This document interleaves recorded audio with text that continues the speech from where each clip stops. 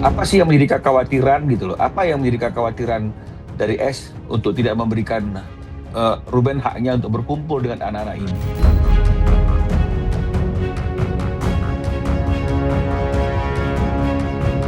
Ya karena sangat jelas sekali fakta-faktanya, masyarakat juga bisa melihat bahwa anak-anak ini patut diduga dalam kondisi dalam lingkungan yang tidak aman, ya.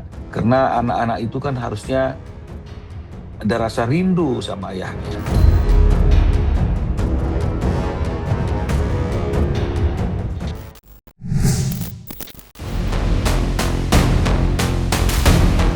Belum habis drama perseteruan Ruben Onsu dengan mantan istrinya Sarwenda yang belakangan ini makin memanas. Kini muncul persoalan lain yang tak kalah dramatisnya. Kali ini melibatkan sang anak, yakni Betran Peito, yang untuk kedua kalinya kembali buka suara mengenai perseteruan kedua orang tuanya. Melalui curahan hatinya di media sosial, penyanyi berbakat yang kerap disapa Onyo itu secara tegas menantang sang ibu Sarwenda untuk mengakui apa yang sebenarnya terjadi di rumah sebelum memutuskan keluar rumah dan memilih tinggal bersama sang ayah, Ruben Onsu. Betapa mengejutkannya saat Onyo mengungkap perlakuan buruk Sarwenda selama di rumah yang gemar memaksa kedua putrinya untuk menaruh kebencian pada sang ayah Ruben karena telah pindah keyakinan. Dan rahasia itu diungkap dengan terang benderang oleh Onyo melalui Instastory-nya. Gak suka dibohongin, tapi you yang ajarin bohong anak-anak you. Kasihan adik-adik mereka sudah banyak terprovokasi tentang ayah yang tidak baik, terutama Cici. Masih ingat kalian yang di sana? Dan kalian berhasil sudah membuat Cici untuk benci ayah dan saya. Desakan Sarwenda, terutama pada kedua putrinya, agar stres memikirkan sang ayah yang telah mempunyai keyakinan berbeda, menurutnya sebuah provokasi yang tak patut dilakukan oleh ibu. Itu terungkap setelah Onyo menyinggung perilaku buruk Sarwenda terhadap kedua putrinya. Jangan minta kami untuk stres mendengar ayah pindah keyakinan. Harusnya kami diajarin tentang toleransi, terutama adik-adik. Namun semua akhirnya terungkap saat Onyo memilih tinggal bersama ayahnya, Ruben Onsu. Tapi setelah aku tinggal sama ayah, semua berbanding terbalik dengan apa yang dia ucapkan di telinga kami. Apa sih yang menjadi kekhawatiran gitu loh? Apa yang menjadi kekhawatiran dari S untuk tidak memberikan Ruben haknya untuk berkumpul dengan anak-anak ini? Apakah kekhawatiran itu timbul seperti apa yang disampaikan oleh Onyo dalam postingannya, ya, yang menceritakan apa yang dialaminya ketika setelah perceraian dia tinggal bersama dengan S, ya, termasuk hasutan-hasutan, penggiringan-penggiringan, ya, sikap-sikap yang ada.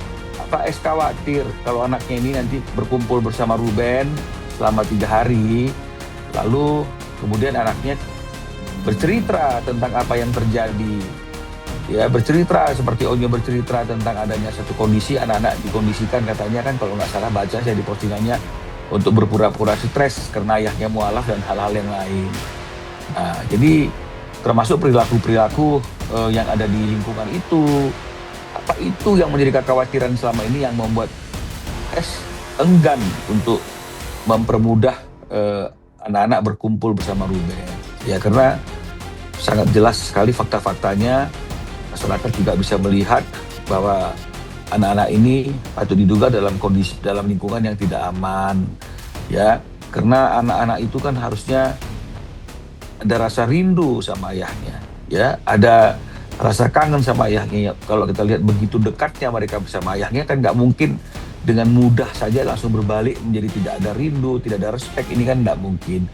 Pasti ada sesuatu di dalam cerita itu. Nah, kalau memang misalnya yang menyebabkannya seperti apa yang disampaikan oleh Onyo, ini kan benar-benar jadi sesuatu yang anak-anak ini sudah tidak pantas dan patut lagi berada dalam lingkungan yang seperti itu, ya.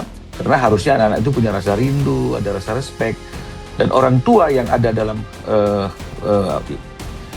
anak-anak dalam pengasuhannya juga harus menyampaikan agar anak-anak itu tidak tetap memiliki rasa hormat kepada ayahnya, ya, tetap memiliki rasa respect sama ayahnya gitu loh. Jadi jangan sampai perceraian yang terjadi antara ayah dan anak itu merubah situasi yang terjadi pada anak gitu loh. Karena kan tidak ada mantan anak, ini yang perlu digarisbawahi.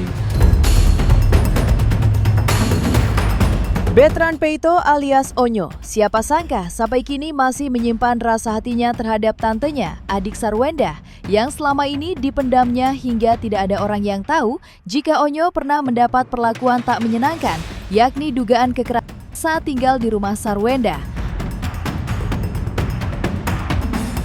Tante ingat ya, selama saya bersama ayah dari dulu, tidak pernah ayah saya. Tapi kalau tante,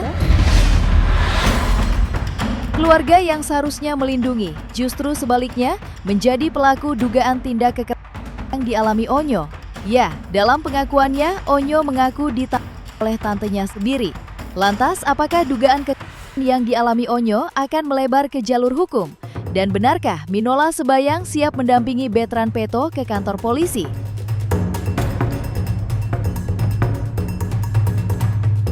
Itu tidak menutup kemungkinan, ya meskipun tidak menutup kemungkinan, ya jika Ruben menginginkannya, bisa saja, ya semua masalah itu dia proses secara hukum, ya. Tapi yang paling penting kan perjuangan utamanya kan adalah anak ini. Jadi jangan sampai kita tergiring untuk membahas hal-hal yang lain yang yang akhirnya justru melupakan hal yang utama tadi itu. Nah, jadi yang kami garis bawahi kan adalah kondisi yang seperti itu Ruben katakan, anak-anak berada dalam lingkungan yang tidak aman. Dengan pernyataan yang dibuat Onyo dalam postingannya, itu kan semakin memberikan keyakinan lagi bahwa anak-anak ini tidak berada dalam lingkungan yang aman. Apalagi ada kata-kata tulisannya Cici dipaksa untuk akhirnya membenci ayah. Kan begitu artinya. Jadi kan artinya kan ketidak ramahan misalnya atau ketidak ada rinduan antara anak-anak dengan Ruben ini kan patut diduga kan karena ada pressure, ada hasutan. Ya kalau kita melihat apa yang disampaikan oleh Onyo dalam postingannya. Belum lagi dengan perilaku-perilaku S sendiri yang tidak patut untuk menjadi contoh bagi anak-anaknya kan begitu ya, menyindir ayah kandung anak-anaknya yang memberikan nafkah selama ini. Ya, sebelum artinya ditunda oleh Ruben karena alasan-alasan tertentu juga. Nah, jadi itu yang lebih prioritas. Ya bisa saja itu juga menjadi salah satu ya. Karena meskipun anak-anak ini masih anak-anak kan, tapi tetap kan ada batasan-batasan ya. Apalagi dengan orang yang tidak memiliki hubungan kekerabatan apapun, masih sebatas teman gitu loh. Besok bisa aja hubungan ini tidak lagi menjadi teman, bubar kan begitu. Tapi kan ada hal-hal yang tidak seharusnya dilakukan gitu. Kemarahan Betran Peito pada Sarwenda dan orang-orangnya makin menjadi.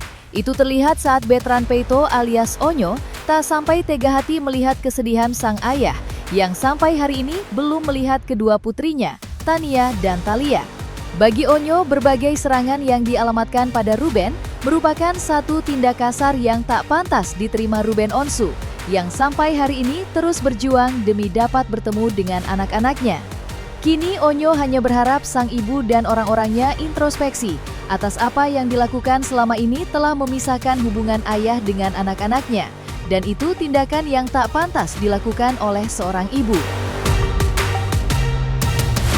Aduh berat ya bang. Aku udah nggak tahu harus kayak gimana lagi. Udah sedikit membuatku jadi kayak kenapa bisa ngomong kayak gitu yang aku bilang tadi, mungkin karena emang lagi situasinya lagi nggak kontrol aja udah. Apalagi kan kasihan. Ini kan jejak digital kan bakalan terus berlangsung ke depannya kan abang. Ntar kalau adik-adik udah pegang sosmed lihat kayak gini terus harus gimana? Ini bukan bunda yang aku kenal. Ini bukan bunda yang aku kenal. Aku bilang tadi tolong nih. Ya, kakak tolong. Yang sekarang lagi private, ayo dibuka lagi, karena kan kalian yang jagain bunda kan, ayo gitu. Aku bunda posting itu kemarin aku nangis. Boleh tanya ya, aku nangis. Aku kaget, aku nangis kemarin karena aku bilang kenapa bunda bisa ngomong kayak gitu, setega itu. Aku bilang sama ayah kan aku di lokasi syuting aku nangis, aku sambil chat ayah, aku nangis ya semangat. Ayah punya aku juga. Kita lewatin ini bareng-bareng. Karena kan kita berdua doang di rumah. Kita berdua, kita juga nggak drama yang ngadu-ngadu kemana-mana. Kita hanya karena emang situasinya sekarang kayak gini, kita hanya membalas komentar-komentar yang dibilang emang iya lu kayak gini, emang iya lu kayak gitu. Saya tidak akan mundur satu langkah pun untuk menyuarakan kebenaran. Saya nggak tahu bagaimana situasi emosional klien saya saat ini, karena memang klien saya selama ini kan diam, ya, tidak pernah bicara, bahkan satu kata pun tidak pernah berbicara. Kesedihan Onyo melihat Ruben Onsu bukan tanpa sebab. Sampai hari ini, Ruben masih berjuang untuk bertemu dengan anak-anaknya. Di sisi lain, Sarwenda tetap meminta uang nafkah anak pada Ruben senilai 200 juta. Mengetahui hal itu, Onyo merasa begitu terpukul. Kini perasaannya campur aduk melihat kesedihan sang ayah yang tak kunjung bertemu dengan kedua anaknya, yang diduga sengaja dihalang-halangi oleh Sarwenda. Entah apa tujuannya, namun publik terlanjur tak mempercayainya.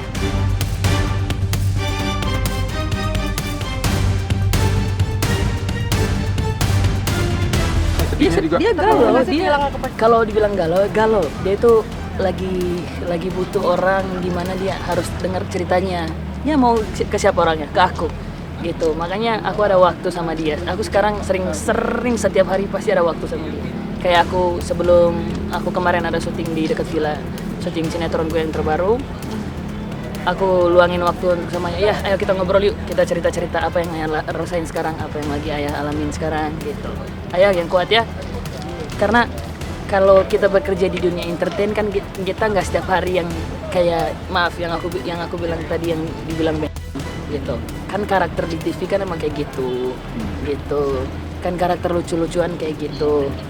Nggak mungkin kan setiap hari dia di rumah juga kayak gitu. Seperti yang dikatakan di yang sedang beredar sekarang gitu. Ayahku bukan. Yang dirasain sekarang udah campur aduk sih Kak, jadi nggak bisa dijelasin lagi. Pokoknya aku doain adik-adik di ulang tahun mereka yang ke-5 Juni kemarin, semoga bisa panjang umur ke depannya, jadi anak yang pintar, jadi anak yang penyayang, dan jadi anak yang selalu ingat orang tuanya. Kamu kontek-kontekan gitu sama Encus yang sana Enggak. gitu? Enggak sama sekali. Udah enggak. Terakhir kapan kamu WhatsApp? Udah lama.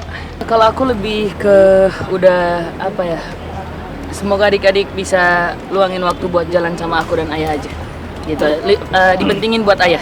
Nah, jadi inilah yang sering Ruben katakan, jangan sampai nanti ayah itu seperti orang asing dan orang asing itu seperti ayah. Ya, orang asing itu memiliki kesempatan yang seluas-luasnya diberikan untuk berkumpul, berinteraksi dengan anak-anaknya, tapi Ruben tidak dapat kesempatan untuk itu gitu loh. Jadi tentu ya Ruben dari awal sudah keberatan ya kalau anaknya digunakan untuk hal-hal yang bekerja gitu ya, live content malam hari ya, yang harusnya anak itu tidur ya, dan seharusnya juga nggak perlu anak-anak itu terlibat kan dalam masalah-masalah pribadi ibunya dengan siapapun kan, pasti anak di bawah umur ya. Ini yang sebagian masyarakat menilainya itu adalah sebagai suatu bentuk eksploitasi dan nggak seharusnya, nggak sepantasnya. Itu sebagian orang berpikir seperti itu ya, tergantung kacamata yang melihatnya. Dan memang semakin kenceng tuh desakan untuk supaya Ruben mengambil asuh itu, karena anak-anak itu selain tidak dalam posisi di lingkungan yang aman, juga mungkin ada eksploitasi dan masyarakat akhirnya terus memberikan dorongan agar Ruben segera untuk melakukan upaya untuk mengambil anak-anak itu dari tangan S kan gitu. Nah, jadi itu yang beredar ya, yang terjadi saat ini. Ruben juga menurutnya memberikan teguran gitu by WhatsApp lah gitu ya. Tapi yang tanggapan daripada S pada waktu itu adalah ya cong gitu. Tetap ada congnya tuh. Nah, ya nggak santun ya. Terus dia bilang bahwa lu jangan ikut campur deh masalah urusan pribadi gue gitu loh. Nah, ya kita bukan mau mengurusi Ruben, bukan mau mengurusi masalah pribadinya dia, tapi kalau di situ ada anak-anak yang notabene juga masih di bawah umur kan, ini nggak patut ya. Karena kita kan masyarakat timur nih, ada satu budaya-budaya yang memberikan batasan-batasan dalam suatu hubungan gitu loh. Ya, apalagi banyak orang yang berkomentar itu anak perempuan loh kan begitu ya. Nah, jadi kami ya mempersilahkanlah masyarakat Indonesia yang melihat itu menilai dan menyimpulkan sendiri kan begitu. Karena kalau namanya persepsi kan bisa bermacam-macam, tapi dari sisi kita memang tidak seharusnya hal itu dilakukan, apalagi kemudian itu menjadi sesuatu yang dipamerkan gitu ya dalam bentuk live atau apapun gitu. Saya kira seperti itu, Pak. Pasti kita pengen ekspresinya. Mengedepankan estetika. Kan dokter sampaikan. Jelas tadi mendengarkan.